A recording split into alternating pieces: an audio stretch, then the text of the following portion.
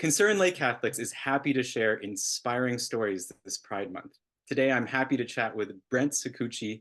Brent grew up Catholic. He's a scholar and teacher who specializes in inclusion and currently lives in Lethbridge, Alberta. Welcome. Thank you for having me, Mark. I'm very excited. Oh, it's a pleasure. So, first question, just tell us a little bit about yourself, your faith journey, your self awareness as a gay person, whatever you want to share. Tell us a little bit about yourself. Yeah, wow. Like I was born into a very Catholic, traditional Italian family. In we call it Northern Alberta from Lethbridge, but it's Edmonton, St. Albert. And I had, St. Albert's generally a conservative-ish place, but I was very involved in the church growing up. So always through the school, that was like my main avenue of getting through like leadership opportunities. And I was like in a really cool youth leadership group called BAM at the time, and we were doing cool stuff. And then I went to a public high school, not Catholic, for grade 10, and then came back to Catholic school in 11 and 12. I was really into it again, went on like missions trips with my group at school, and felt really, really charged by the leadership opportunity that I was getting in church. And at the same time felt very existential because as I grew older was becoming increasingly aware of my own queerness and didn't seem to be able to fit the pieces together. And my brother, who's also queer, I felt like, you know, we weren't really talking about it. And so I distanced myself from the church after graduation when I went to the University of Alberta for my undergrad. And I became like so invested in social justice work at U of A and helped start their queer student space called The Landing. And then I worked at Camp Firefly and what's now called the Firefly Institute. And just like got so invested in all of this and was like, I want my teaching to be really focused in justice and equity. And I did a lot of my thinking after my undergrad about education and how teachers were excluded, especially queer teachers and teachers that are not practicing Catholics, how that was in ways getting us away from like 50% of the jobs. And I was like, but there is such good teachers here. This is so difficult to disconnect. So I studied the role that queer teachers had in these increasing multicultural and multi-religious schools for my master's at Boise at U of T and continued an interest in it to begin my doctorate and teach student teachers about what it meant to have voices missing from the Catholic school system. And I was deeply informed by lots of scholars in queer theory, but particularly I remember being so influenced by one academic, Tanya Callahan, who's at the University of Calgary and her work on homophobia in Catholic schools. And as I continued to organize more and more as a teacher educator and as a teacher in the school system, I was like, oh, it's actually Catholic teachers and Catholic schools that are doing really cool work very under the rug. And it was like queer teachers that had in Catholic schools that were making change. And I was interested in it, but felt like I didn't want to risk it. And so I haven't worked in a Catholic school yet in my teaching career. And that's not to say that there's not great Catholic schools I wouldn't love to be a part of. But that I have found a lot of my sense of unity in like United Church. I went to MCC in Toronto, and it's like I could find faith communities that intersect with queer and trans equity in like United churches, but I felt like I couldn't find that sense of affirmation in Catholic churches. It continues to be like my dad is a strong person of faith, so is my grandma, so are most of my extended family. And so it continues to be like a point of contention, but not one that I shy away from. That I think is our job is at least the job that I'm signing up for is to educate and to talk about it as much as I can with Catholics and like people from all religions. I think that's our role more than ever in 2024, to talk across these fictional divides we've created. So that's kind of my TED talk. of like where I'm from. Did that help at all answer a little bit about yourself? Yeah, like my awareness too as a queer person has been very separate from my faith development as a kid. It's almost like my faith development was like childlike and adolescent like, and now I'd like to re-enter and re-ask those questions of faith and spirituality, but I haven't found religious hosts for this. So the work has been very individual, which is not what I'm a very community focused relationships kind of person. And so that's been tough. You mentioned so many great points there, lots of points along the way in your life journey, meeting scholars, being stirred to wanting to work towards inclusion. That obviously coming from some really deep Catholic roots. Growing up in a church that believes in, the inclusive love of God, and yet realizing that there are still spaces and places, and maybe for the most part, Catholics, LGBT Catholics, don't feel welcomed in church. So that, I imagine, is one of the main impetuses for your working towards inclusion in the church. What would you like to tell, young LGBT Catholics about, your own journey and the journey ahead for them? That's a great question. Because it's like I still need to hear it. My like so many for so many queer people, time isn't linear. Like we're still trying to work with our past selves, and we're trying to imagine queer futures where we have that hasn't been an option for so many decades. So to talk to younger people, I think I would I would hope that they could bypass the anguish that I had, insofar as like not to be like whatever, it's not a problem, but to be like both can be true. Like I can show up to who I want to be as a faithful person, and can also be queer and be queer enough, right? Like that's something we always be queer and be religious enough. Those are like, it's always like if I go 70% queer, then I got to reel back on 30% this. But actually, you can be 100% of both. You can like live out loud in color for both. And those truths can exist simultaneously, that you can be queer and you can be a devout follower of God and Christ. And you can also, you can hold contradiction, and that's a part of our human experience. And not in the sense of like one's a sin and one isn't. That is not the contradiction, but that I can be both and feel glorified and excited in both. I think that cracks open like radical possibility. I love that radical possibility and holding the contradiction. I mean, that's what it Right. means to be human too.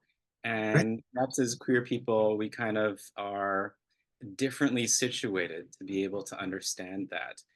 Right. I have been blessed to be part of different, very welcoming and affirming communities. You mentioned the MCC. I have Mm-hmm. friends in the United Church, Anglicans, and so on. So there are Christian spaces that are, deliberately affirming. We are blessed in the Catholic Church to have very few, a handful of churches that are welcoming. They don't do same gender marriages. They do blessings now, thanks to Pope Francis. Right. And like when I lived in San Francisco, Most Holy Redeemer in the Castro is a long historic LGBT friendly parish. New York City has a number of them. But these are few places around the world where that's the case, where young people can be Catholic and be queer. But even there, priests have to walk a fine line. So I can see where there is potential, not only in North America as an example of that, but around the world, in countries especially where LGBT people are persecuted, where certain churches can stand as welcoming and affirming places for them.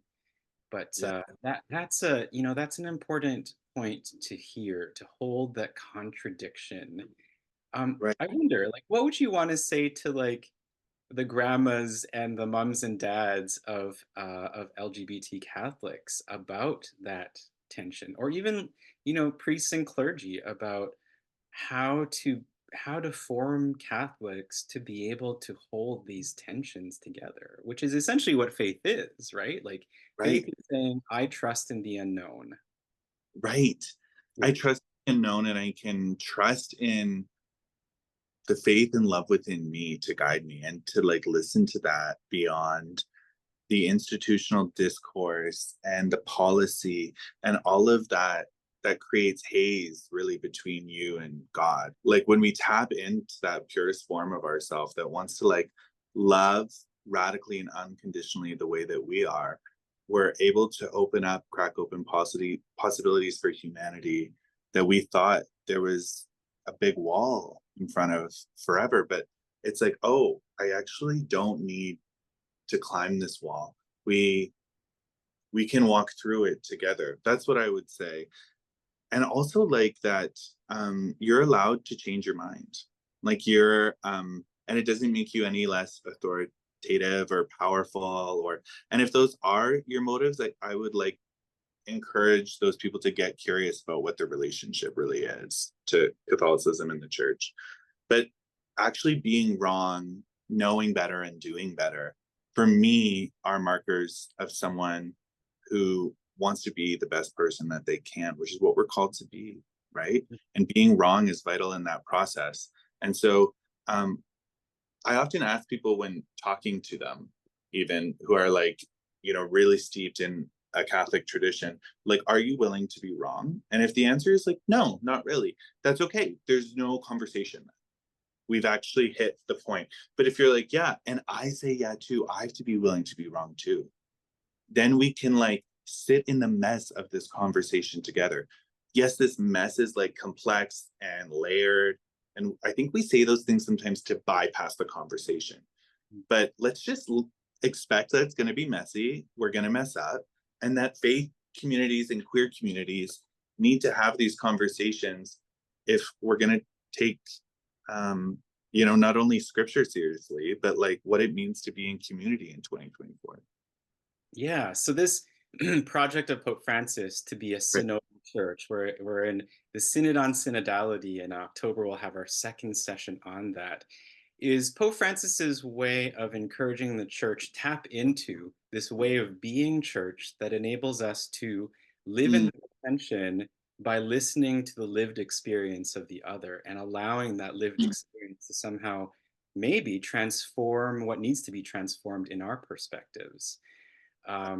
But yeah, it is what Jesus came to do, and Jesus did realize that the world was not perfect and that we're called into this great quest to bring about God's reign of love and inclusion and compassion and forgiveness and mercy, all the good things, right? But I love this leaning into the questions and saying that we don't know everything. And one thing I've learned studying ecclesiology is that a lot of our Catholic history has been a response to traumas that we faced. And the trauma response mm, has often been we're going to control more, we're going to define more, we're going to close mm. doors, we're going to be the gatekeepers, rather than, as the story goes in the Pentecost story from last Sunday, to unlock ourselves from our fears and go out into the world, into the unknowns, and finding the Holy Spirit already active there. Right. So we need to sort of like retool and retrain ourselves as Catholics to see that it's okay to not have all of the answers because the Holy Spirit blows where she wills and surprises us in new ways, and we have to be open to that. Otherwise, we just lock Right. ourselves in the upper room and we become a very small, club like church with, people thinking the same way. But that's not the Church of Christ that I think we're called to be. Uh, No, this like Jesus viewed people as learners and teachers. There was a deep pedagogical spirit to his life, and I think that if we are to live and move in that path, we have to embrace the same teaching and learning mindset. Like that, we're going to fumble and we're going to teach each other. We're going to know better and do better. But so far, and I that feels idyllic to me. That I think right now it's in a place of like firmness. I'm not moving from my post, and you're not moving from yours, and we don't build any community there. mhm. I like this notion of the pedagogy of Jesus because Jesus never did that. Jesus went to those who had questions, those who were broken, those who needed forgiveness. He didn't say, you know, pull yourself together and then I can forgive you. He went Right, to, this was the incarnational nature of God in Jesus. And so right, we're called to do the same. And we do that by our own witness to say that we have done wrong, that we need forgiveness, that we need to make things right, and institutions that have caused hurt and harm and abuse need to be changed and reformed. And it's not to say that we don't like these things and we want to see them destroyed and rejected. It's that really our fidelity is faithfulness to what Christ taught for all of us and the church that Christ calls us to be. Okay, so what are your hopes and fears in your life journey, in your work of inclusion? You're right now in a classroom and you spend the day with bright young minds who are building the future of the world, our country, the church, potentially in a Catholic school. So what are your own hopes and fears for the journey ahead? in earnest, my fear is that the world continues to be polarized. Like, it's not hard to read that I'm liberal leaning, and for other people, it's not hard to read that they're conservative leaning. I think our project now, more than ever, is bringing people into the same room and being like, I am in community, right? With you. And we don't have to believe in the same thing, but your life is as worthy as mine. And I'm going to show up for you. And my freedom is tethered up with yours. And when we show up for each other, we do better as a community. That's my hope, is that, like, one thing that gears me away sometimes from Catholic schools is that it doesn't have the same amount of religious diversity that a public school is, that we're able to talk about what it means to be a part of different faith communities, what those traditions, norms, and beliefs look like. I think that there are Catholic schools that are missing those very rich conversations that the public school is a microcosm for. Um, so I hope for a Catholic education system that's radically accepting when it feels like this could, and that what that means is acceptance when it's uncomfortable. And when you're uncomfortable, it's usually a good barometer for that you're doing good, allyship, if it makes you uncomfortable. So that's what I hope for Catholic education, in that, students don't have to pick between two. That being in a Canadian school right now means holding all of these complexities and diversities and still seeing each other as valid and worthy of community and rights and, freedom, all of those things. And that's my dream. And I see it a lot in kids. To be honest, like, this work has always been charged by young people. Like, all of these movements are charged by their spirit to, like, push norms and reshape culture and remix culture. And I think that they are thinking about religion, sexuality, gender, class, race in ways that I wasn't at that age. And that'll keep the cycle going. That's how I think we move forward, right? Maybe. My Yeah, having studied in the United States, I've learned a lot about Martin Luther King Jr. And, he was asked in an interview, what if you don't see the end of segregation in your lifetime? And this is when he Mm, said, the moral arc of the universe is long, but it bends towards justice.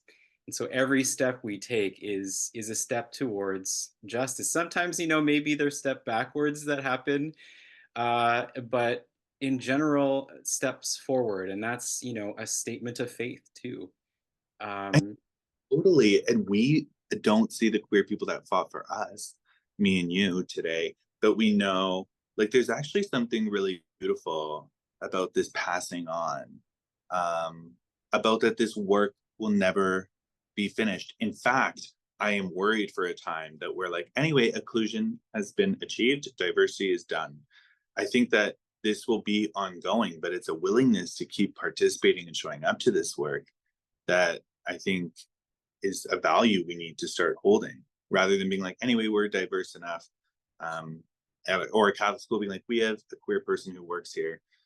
We got to keep doing this work because we won't see it to like 100% in our lifetime. It always keeps moving, which is good. That's a great call to action. It's very, very teacher thing. It's not Mm, just knowledge, it's also practice and lived experience and bringing about a better world. mm, Um, this there is a notion that you mentioned about Catholic schools not being exposed to differences. That's true, right? Like we can be a very homogenous group and depending even in jurisdictions. I grew up in Vancouver where Catholic schools were private and, you know, right. it was very Catholic. It was much more Catholic than, in Ontario and Alberta. Uh, I also do know that, like, I think it's the grade 10 or 11 world religions curriculum. That textbook is interesting because it's like, this is what we believe as Catholics, and these are what other religions believe. And we kind of see ourselves in light of others. yeah, Um, I and that, love the yeah, 2035 course sequence between it talks about world religions and like that is my favorite course. Like really we're talking and we're bringing kids together who there's kids who are not Catholic for lots of different reasons in Catholic schools. And I always think of them like what am I doing here in good faith apparently to show up for kids too because the world isn't just Catholic.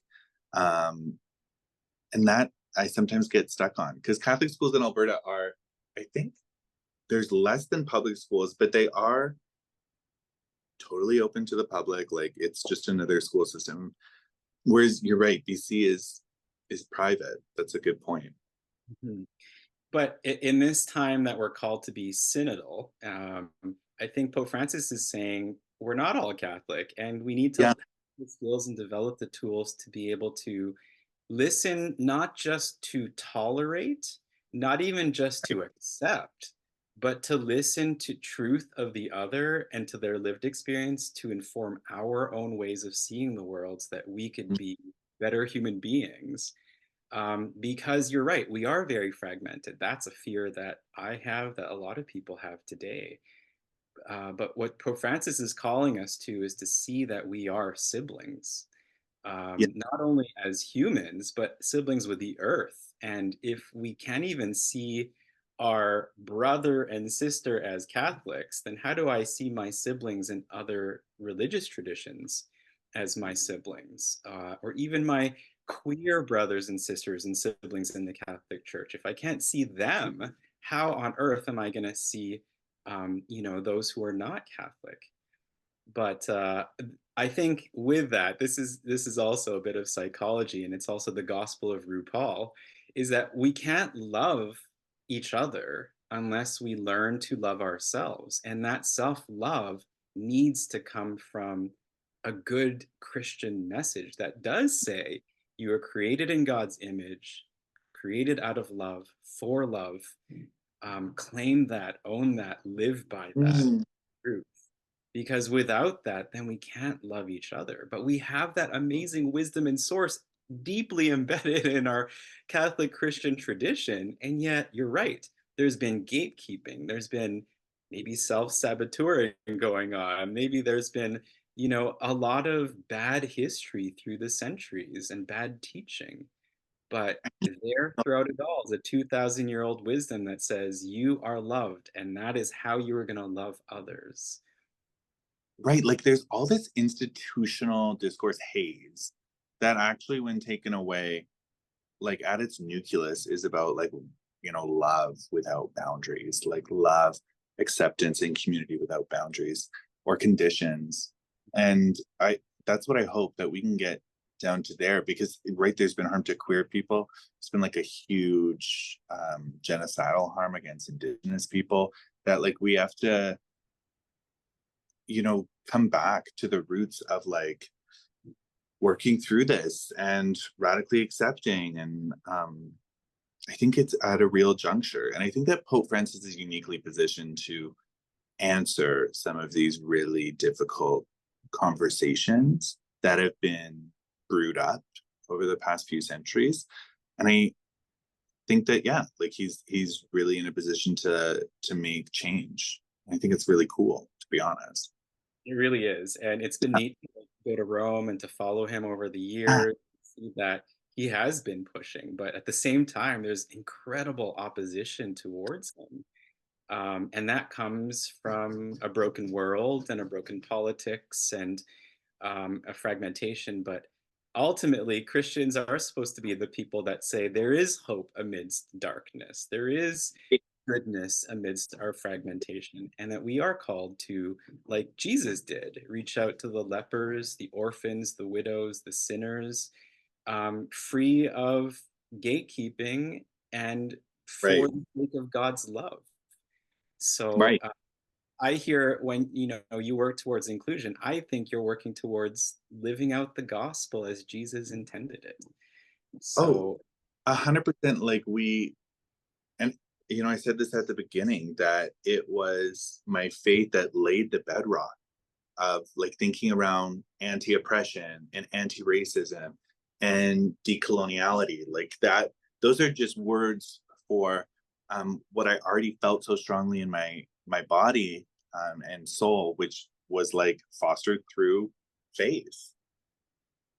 that's wonderful. I appreciate that. And so, for our viewers, actually, the parish that you grew up in was the parish that I worked in, and it was an Right. oblate parish. And as I learned about what it meant to be an oblate parish and the oblate charism, one of the things that endeared me about the founder, Saint Eugene, was that back in the day, this was like post French Revolution, I believe. His priests reached out to those in the community who the other priests wouldn't reach out to. He would go to back alleys and to prostitutes and minister the sacraments to them. And Love that it. was what it meant to be an oblate, what it meant to be a follower of Jesus. Meanwhile, the institutional church were like, oh, no, no, no, don't go there. They're the outcasts, the sinners who should not receive communion. Right. So maybe a little bit of that oblate charism came into your Catholic DNA growing up and awakened later on and was spoken in the language of, LGBTQ plus inclusion. Uh, Totally. yeah, it's wonderful how, like we were talking earlier off camera about how all of these roots are interconnected, not only the roots of oppression, but the roots of togetherness and wholeness and healing are also interconnected. So when we make justice in one place, justice is also sought in others. Right. It's about queer and trans and two-spirit folks. It's also about indigenous people. It's also about the harms of capitalism and colonialism. Like it's um working together. I think the healing needs to be unified too. Mhm. Yeah. Last question. Anything else Yeah. you'd like to share? I noticed there's like a tree behind you. What's going on there? Oh, this is my room is bee themed. Oh, Um because I don't love the outdoors, and so I make it outdoorsy inside. The tree is just like, oh, it says our class is sweet because of you. Um, and so we put bees everywhere and they get flowers and all that stuff. This is my first year in elementary school. So I have a okay. high school. But what's funny is that like every school that I go to, I learn more and more about diversity. I learn more about what inclusion means to this school, this community, this demographic. And I continue to be charged by this work. I think someone who's feeling like defeated by this or feeling like I don't know, it's not worth it or they're never going to make change, that like let's take seriously what queer means. Queer means against the grain, to do something where it doesn't feel right to do. And if we take seriously queerness is not supposed to be there, it's queerness, is to have hope right now is maybe the queerest thing you can do. To have hope and to have faith in this moment is perhaps the queerest thing, where we can feel sad, disappointment, and angst. Like leaning into hope could, yeah, I think be the queerest thing that we might ever do. I This love moment. that. It's a wonderful way to end. And it makes me think about the audacity of drag. Yeah, yeah, yeah. and the joy and the delight and the hope and the full self-expression that's expressed in drag. Thank Um, and in a way, like we're gonna be a great beehive and we're gonna produce that sweet honey only when every bee can be as it is, I however like it needs to be. you could start go into marketing There and you start. go. Well, Brent, it's been a pleasure. Thank you so much for your time, and I'm sure our viewers will be touched by this unique perspective of yours. Thank you. Thanks for having me.